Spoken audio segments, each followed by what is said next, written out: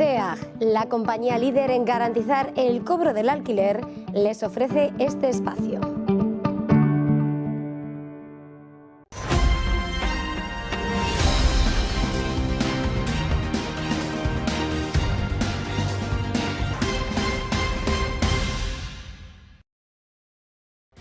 Muy buenas tardes, bienvenidos de nuevo a Negocios Televisión, bienvenidos al espacio de las noticias del día, mirando a la actualidad, pendientes de la calma tensa en Oriente Medio, todos esperando al posible ataque por parte de Irán, por cierto, que acaba de ser confirmado por el ministro de Asuntos Exteriores interino, pendientes también de la respuesta por parte de Israel, Estados Unidos, que piensa que se podría atrasar hasta el jueves o el viernes, y precisamente en Estados Unidos, optimismo por parte de John Kirby, dice que el acuerdo de alto el fuego entre Israel y Hamas está más cerca que nunca. Vamos a mirar también de nuevo a la tensión en Venezuela, con declaraciones por parte de María Corina Machado, y también pendientes de los disturbios en Reino Unido. Se esperan más de 100 reuniones en el día de hoy, más de 100 manifestaciones. También miraremos, por supuesto, al conflicto en Ucrania con Vladimir Putin, el presidente ruso, que está alertando sobre la incursión, el intento de incursión de Ucrania en Kursk. Dice que es una provocación a gran escala. Enseguida les contamos todo esto, pero empezamos mirando a Estados Unidos. Según Al Arabiya, funcionarios estadounidenses creen ahora que Irán podría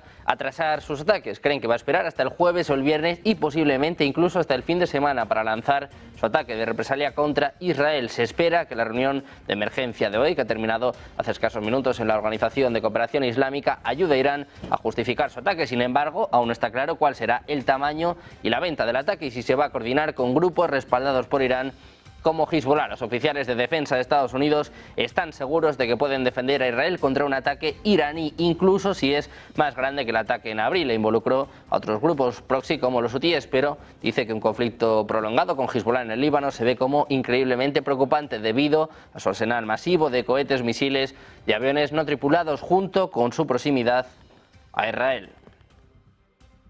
Precisamente el ministro interino de Asuntos Exteriores de Irán, Ali Bagheri Kani, ha insistido este miércoles en que Israel debe haber llevado a cabo el asesinato del presidente del Buró Político de Hamas, Ismail Haniyeh, con la ayuda de Estados Unidos. Según la transcripción del discurso que Bagheri ha pronunciado en la reunión de la Organización de Cooperación Islámica en Jeddah, el ministro interino condenó al Consejo de Seguridad de las Naciones Unidas por, según sus palabras, adherirse a las presiones de Estados Unidos y no actuar para impedir las violaciones de los derechos palestinos por parte de Israel. El propio Ali Bagheri Kani ha dicho que Teherán hizo todo lo posible para evitar la confrontación en la región. Además, también manifiesta que Teherán no tiene otra opción que usar su derecho a defenderse ante las violaciones israelíes. El ministro de Asuntos Exteriores en funciones de Irán afirma que la respuesta de Teherán se va a producir en el momento adecuado y en la forma adecuada. Precisamente también hay declaraciones en Irán por parte del presidente Masoud Pezeshkian. Ha reiterado este miércoles las amenazas de Teherán de tomar represalias por el asesinato del líder de Hamas, pero añadió que la respuesta se va a mantener dentro de los límites del derecho internacional. Dice literalmente que Teherán se reserva el derecho de responder adecuadamente a los crímenes israelíes. Según Al Jazeera, dice que los países occidentales deben dejar de apoyar a Israel si quieren impedir la propagación de la guerra y el caos en la región. Dice que no van a permanecer en silencio ante los ataques a sus intereses y a su seguridad y que actuarán de conformidad con las leyes y las convenciones internacionales. Irán, que por cierto, como les contamos hace unos minutos, ha pedido acceso al espacio aéreo tanto de Irak como de Jordania para lanzar su ataque contra Israel. El propio Ali Bagheri ha mantenido una llamada telefónica con su homólogo egipcio Bader Abdelati, en la que le ha informado de que Teherán va a realizar una respuesta decisiva contra Israel, el país al que culpa del ataque en Teherán que acabó con la vida del líder de Hamas la semana pasada. Dice que el régimen sionista es la causa principal de la inestabilidad en la región y que la República Islámica de Irán, con su respuesta decisiva, está haciendo frente a la causa de la inseguridad y la inestabilidad, de lo que expresaba Bagheri, según un comunicado de la cartera ministerial. Abdelati, por su parte, ha también señalado las acciones de Israel en los territorios palestinos ocupados como una fuente de tensiones en Oriente Próximo, especialmente a la incapacidad de alcanzar un alto el fuego en Gaza. Los esfuerzos diplomáticos de Estados Unidos para moderar las represalias de Irán por el asesinato del líder de Hamas podrían estar funcionando, es lo que apuntan funcionarios de la Casa Blanca a The Washington Post. Irán ha amenazado con castigar a Israel por el asesinato, advirtiendo que su respuesta será más dura que su ataque del 13 y 14 de abril, mientras que Hezbollah ha amenazado con una respuesta al asesinato por parte de Israel del alto comandante Fuad Shukr en Beirut, lo que aumenta los temores de una guerra regional. Pero Irán aún puede repensar sus planes después de que Estados Unidos haya enviado rápidamente sus fuerzas a la región, transmitiendo mensajes a Irán advirtiendo sobre graves consecuencias para el nuevo gobierno del presidente Masoud Pezeshkian. Es lo que informaba The Washington Post. Dice que Irán entiende claramente que Estados Unidos es inquebrantable en la defensa de sus intereses, sus socios y su pueblo. Añade que han trasladado una cantidad significativa de activos militares a la región para subrayar ese principio. Es lo que apuntaba The Washington Post, un funcionario de la administración de Joe Biden.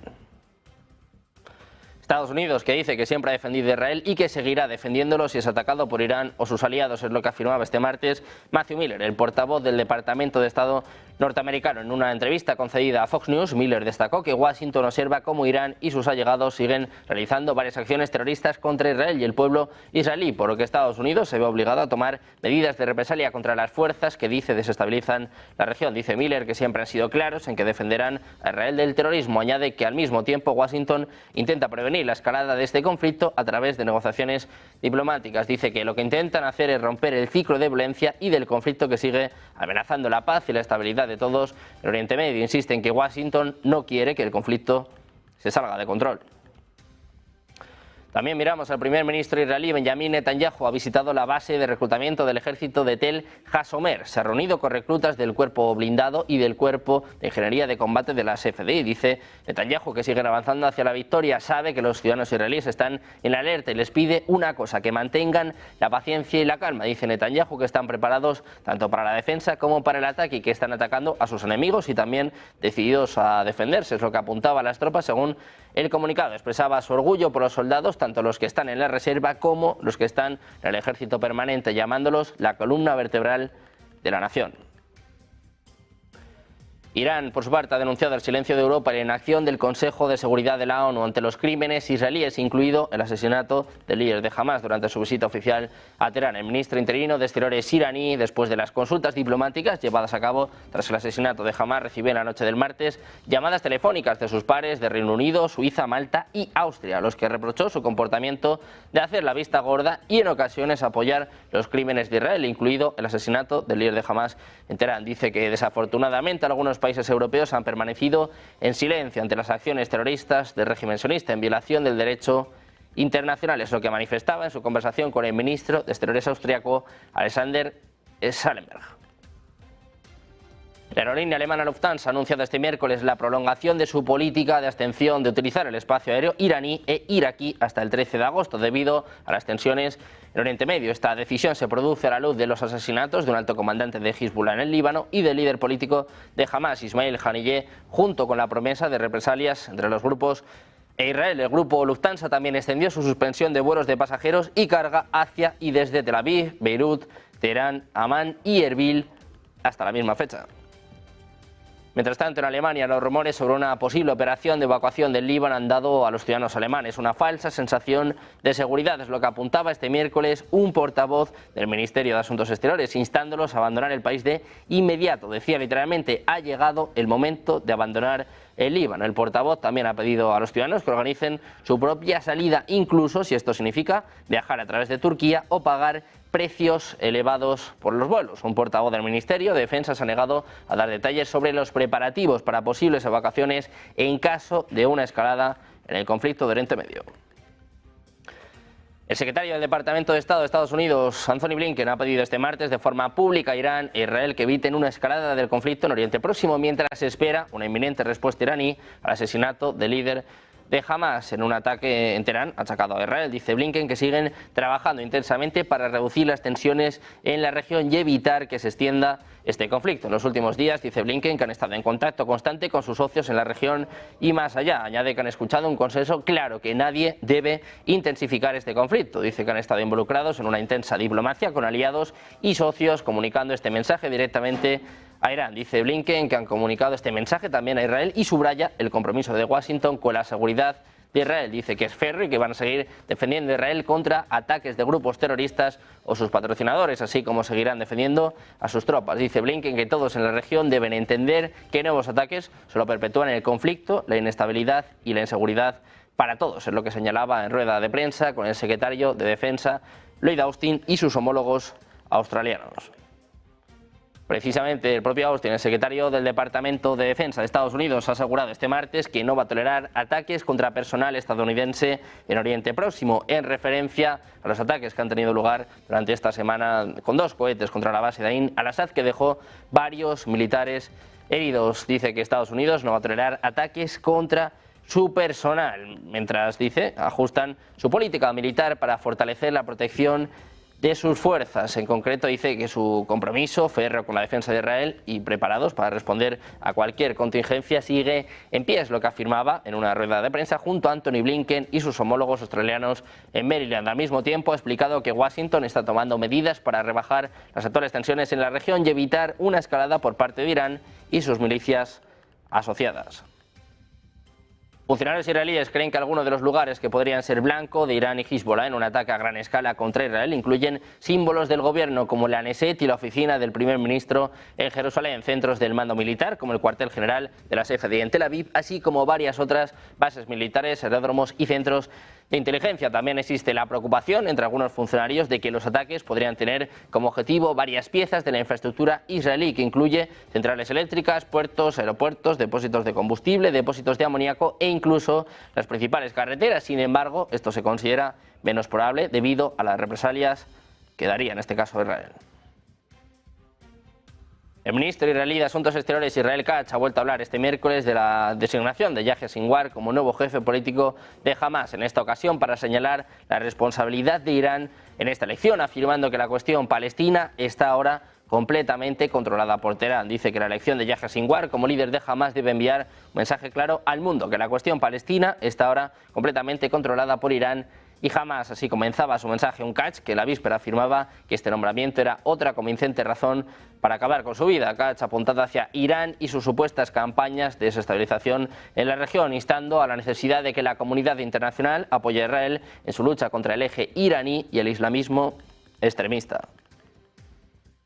También miramos, en este caso, dirigiéndose las tropas al ministro de Defensa israelí Yoav Gallant. Se ha reunido durante un simulacro de guerra en el Líbano. Advierte de que el jefe de Hezbollah, Hassan Nasrallah, puede hacer que el Estado libanés pague altos precios. Dice Gallant que tal y como están las cosas, Nasrallah puede hacer que el Líbano pague un precio muy alto. Dice que ni siquiera se imaginan lo que podría pasar. Es lo que apuntaba a las tropas de la brigada de paracaidistas de reserva. Dice Gallant que esto también podría derivar en una guerra que no es una teoría, sino que es algo real. Israel amenaza al jefe de Hezbollah, añade que el Líbano va a pagar un alto precio.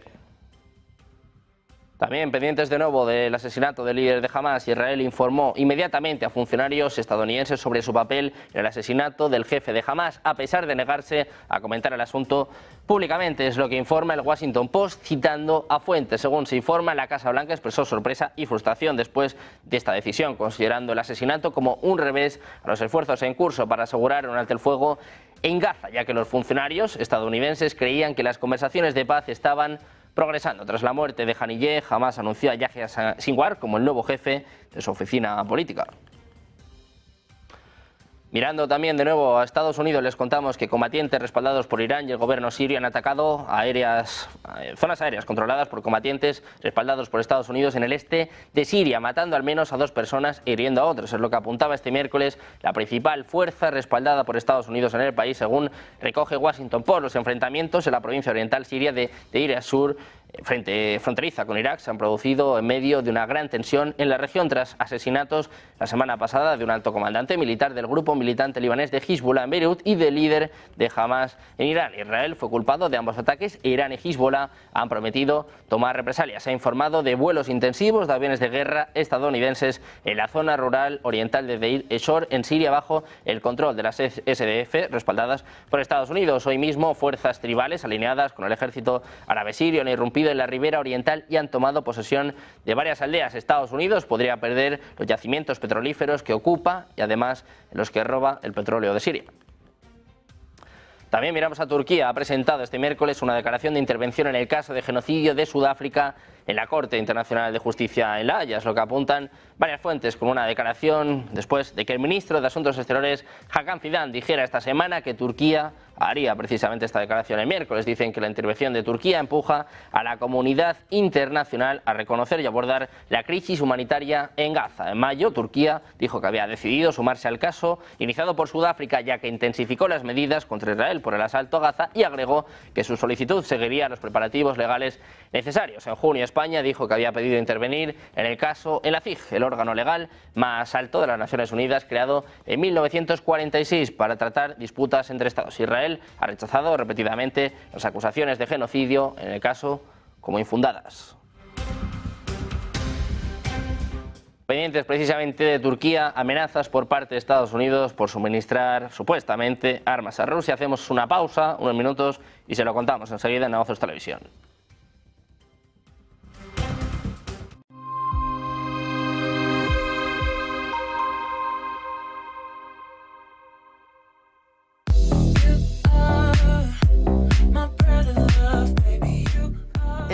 ETF. Seguro que habéis escuchado estas tres letras juntas, y es que es el acrónimo en inglés de Exchange Traded Fund. ¿Y qué es un Exchange Traded Fund? Pues un fondo cotizado, que no es otra cosa que una bolsa de activos, que pueden ser iguales o distintos, que cotizan en bolsa.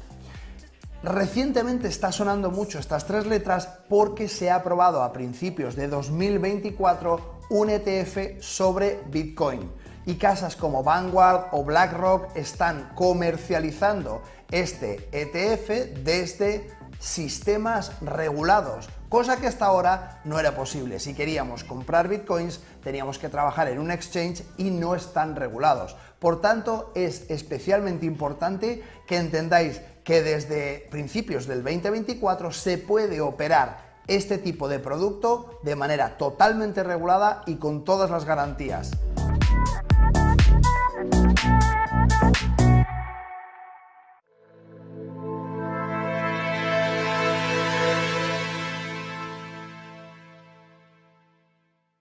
Todos sabemos que en la economía hay algo más de lo que se ve. Todos sabemos que en el día a día, en nuestra vida cotidiana, la economía nos da algo que no termina de verse en la primera mirada.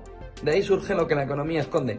Un intento de ayudarte a descifrar qué hay detrás de todo lo que nos dicen, de todo lo que se ve en la fotografía principal, pero que está escondido en la parte de atrás. Lo que la economía esconde busca darte todas las claves para entender el mundo que nos rodea, y para no quedarte simplemente en esa fotografía inicial, sino hacer zoom y ver qué es lo que de verdad está detrás escondido. Lo que la economía esconde busca sobre todo darte herramientas. Herramientas en un mundo complejo, herramientas en un mundo en el que a veces lo escondido es más importante que lo que nos están enseñando. Y eso es lo que intento descifrarte en lo que la economía esconde.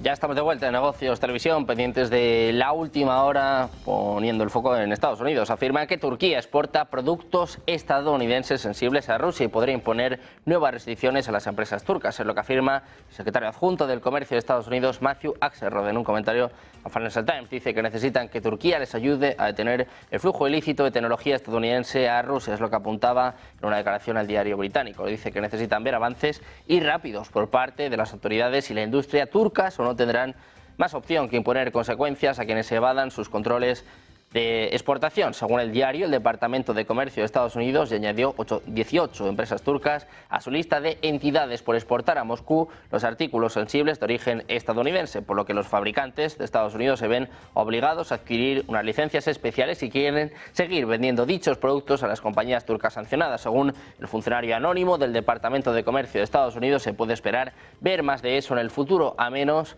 que haya un progreso. También miramos a Venezuela. El candidato opositor Edmundo González Urrutia ha dicho este miércoles que no va a asistir a una convocatoria del Tribunal Supremo de Justicia de Venezuela, que abrió un proceso a pedido del presidente Nicolás Maduro para certificar su cuestionada victoria en las elecciones del 28 de julio. Dice Edmundo que el ciudadano Nicolás Maduro Moros, quien ha interpuesto un supuesto recurso ante la sala electoral, ha dicho públicamente que si no comparezco incurriré en responsabilidades legales y que si comparezco y consigno copias de las actas de escrutinio también habrá graves responsabilidades penales. Dice que esto no es un procedimiento imparcial y respetuoso del debido proceso y que está condenado por anticipado, es lo que señala en un comunicado González Urrutia, que denuncia de nuevo fraude en Venezuela. También miramos a la líder antichavista María Corina Machado. Ha instado este miércoles a asumir la necesidad de una transición ordenada en Venezuela, al insistir en que el abanderado de la oposición mayoritaria, Edmundo González Urrutia, fue el ganador de las elecciones presidenciales del 28 de julio, pese a que las autoridades electorales proclamaron la victoria de Nicolás Maduro. Dice Machado que es hora de actuar en consecuencia. Añade que pide que paren la represión y que acepten la voluntad del pueblo venezolano, que asuman la necesidad de una transición ordenada en Venezuela. Es lo que escribía la exdiputada en la red social X. Machado insistió en que González Urrutia fue ganador de los comicios presidenciales, ya que, insistió, el bloque opositor, Plataforma Unitaria Democrática, tiene las actas de votación que lo demuestran. Dice Machado que la verdad está a la vista, que Edmundo González ganó Venezuela y que tienen las actas. Dice que el Consejo Nacional Electoral también las tiene. Mientras tanto, el CNE no ha publicado las actas que certifican la victoria de Maduro, como indica la normativa legal. La PUD divulgó el 83,5% de estos papeles, que muestran, según la oposición, que González Urrutia ganó por amplio margen. Venezuela también, pendientes de la comunidad internacional, sigue mirando, como se imaginan, a la evolución de la crisis abierta tras las recientes elecciones. El gobierno de Estados Unidos respaldó este martes las iniciativas diplomáticas promovidas por Brasil, México y Colombia para resolver la crisis desencadenada hace ya 9 días. El encargado del Departamento de Estado para Latinoamérica, Mark Wells, ha señalado en una llamada con periodistas que Washington está a favor del diálogo de la mencionada iniciativa diplomática y asegura que mantienen una coordinación muy cercana con estos 3 gobiernos. Alguno de estos diplomáticos ha reconocido abiertamente su recomendación al gobierno y a la oposición de seguir las leyes venezolanas y comparecer ante las instituciones correspondientes para apelar cualquier parte del proceso electoral. En esa misma línea, Wells insistió en pedir que el chavismo y la oposición negocien una transición democrática, afirmando que Washington está enfocado en trabajar con ambas partes para lograrlo. Sin embargo, al ser preguntado sobre si Estados Unidos mantiene conversaciones con funcionarios del gobierno de Nicolás Maduro, el diplomático declinó hacer comentarios. También miramos a China. El ejército chino ha realizado una patrulla de combate conjunta cerca del disputado banco de arena Scarborough, en el mar de China Meridional. Es lo que apunta el comando del teatro del sur del país en una publicación en la aplicación WeChat. Este miércoles los militares realizaron una patrulla conjunta en el mar y espacio aéreo cerca del banco de arena para probar la rápida movilidad y las capacidades de ataque conjunto de sus tropas. El arrecife deshabitado también es reclamado por Filipinas y resulta ser una de las características marítimas más disputadas de la región. También pendientes de Reino Unido, la policía está al tanto de al menos 100 protestas planeadas para esta noche y miles de agentes especializados están preparados para responder. Mientras tanto, 3 alborotadores han sido encarcelados, incluido uno que supuestamente habría golpeado a un agente en Southport, el escenario de los asesinatos que desencadenaron los disturbios hace más de una semana. Las fuerzas policiales de Reino Unido desplegaron agentes adicionales y dijeron que estaban listos para arrestar a cientos de activistas más y seguían adelante con los planes que circularon en línea para converger en los centros de inmigración este miércoles por la noche. El primer ministro británico, Keir Starmer, dijo esta semana que las autoridades habían acordado movilizar un ejército permanente de agentes para hacer frente a los disturbios antiinmigrantes y antimusulmanes que han estallado durante la última semana. La ministra del Interior, Yvette Cooper, dijo este martes que la policía va a recibir apoyo gubernamental para el pago de las extras y cualquier otro recurso que necesite. También miramos a Hungría. El ministro de Asuntos Exteriores húngaro, Péter Szijjártó, considera a la Unión Europea una fábrica de mentiras por obstaculizar la iniciativa de paz del primer ministro Viktor Orbán, apoyar la paralización del transporte de petróleo y lanzar acusaciones sobre la política migratoria. Dice Szijjártó que la fábrica de mentiras de Bruselas atacó a la misión de paz de Budapest después de los viajes de Viktor Orbán a Kiev, Moscú, Pekín y Florida. Bruselas también quedó expuesta por la prohibición del tránsito de petróleo por orden de los ucranianos, como resultado de lo cual 2 países miembros de la Unión Europea enfrentan serias amenazas para el suministro de energía. Después de 2 fracasos, la multitud de Bruselas inventó otra mentira, afirmando que Hungría está permitiendo la entrada de espías rusos y bielorrusos en la Unión Europea. Dice Szijjártó que ya han explicado claramente a representantes de los países bálticos por qué se trata de una mentira descarada, pero parece que no les importan los hechos y tampoco a Manfred Weber. También miramos a Estados Unidos. Su administración pide a las autoridades ucranianas que proporcionen información sobre un ataque masivo de las Fuerzas Armadas de Ucrania en la región de Kursk. Así lo afirmaba en una sesión informativa periódica para periodistas el coordinador de comunicaciones estratégicas del Consejo de Seguridad Nacional de la Casa Blanca, John Kirby. Se le pidió que comentara sobre el ataque de las Fuerzas Armadas de Ucrania a la región de Kursk y dijo el propio Kirby que nada ha cambiado en su política con respecto a apoyar o alentar ataques en territorio ruso o más allá. Por supuesto, dice, no va a cambiar nada de lo que hemos permitido en el pasado con las armas suministradas por Estados Unidos, que es atacar amenazas inmediatas solo dentro de su territorio. Dice Kirby que lo último que le gustaría agregar es que, como era de esperar, se han comunicado con sus colegas ucranianos para comprender mejor la situación en la región de Kursk, es lo que respondía el portavoz de la Casa Blanca. Precisamente el presidente ruso se ha pronunciado sobre este fallido intento de incursión de las tropas ucranianas en la provincia rusa de Kursk, lanzado este martes. Dice que el régimen de Kiev ha emprendido otra provocación a gran escala, disparando indiscriminadamente con diversos tipos de armas, incluidos cohetes contra edificios civiles, viviendas residenciales y ambulancias. En una reunión con los miembros del gobierno, Putin advertía de este modo a Ucrania. Escuchamos. Событий в Курской области, как известно, киевский режим предпринял очередную масштабную провокацию, ведет неизбирательную стрельбу из разных видов оружия, в том числе ракет. De acuerdo con el mandatario, inmediatamente después de la reunión va a mantener un encuentro con jefes de los organismos de seguridad, el Ministerio de Defensa, el Estado Mayor y el Servicio Federal de Rusia. Añadió que también ya se han dado instrucciones a una serie de organismos civiles para que presten la ayuda necesaria a la población de la provincia. Añade Putin que pide al gobierno que lo haga sin demora.